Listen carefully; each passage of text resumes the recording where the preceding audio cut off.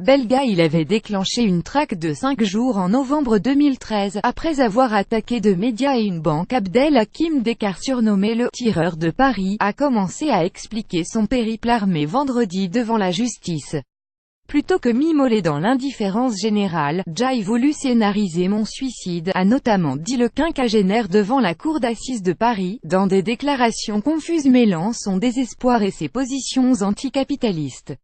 Abdelhakim Dekar, aujourd'hui âgé de 52 ans, est détenu depuis près de 4 ans.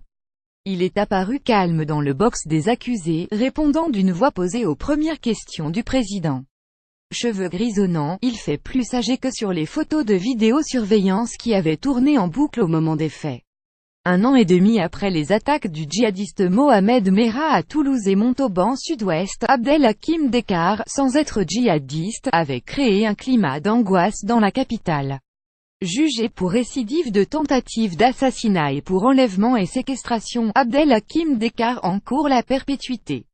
Il avait déjà été condamné en 1998 à 4 ans de prison pour « association de malfaiteurs » dans un dossier criminel lié à l'ultra-gauche, une fusillade au cours de laquelle 5 personnes, dont 3 policiers, avaient été tuées en 1994.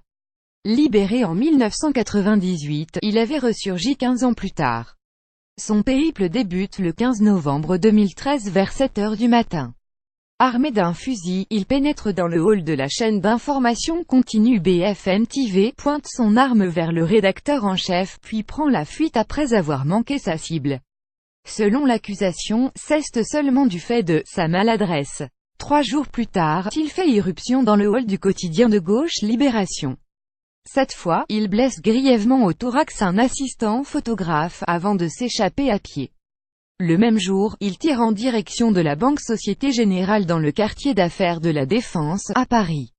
Il a visé 2 salariés, selon l'accusation, sans parvenir à les toucher. 5 minutes plus tard, il prend brièvement en otage un automobiliste.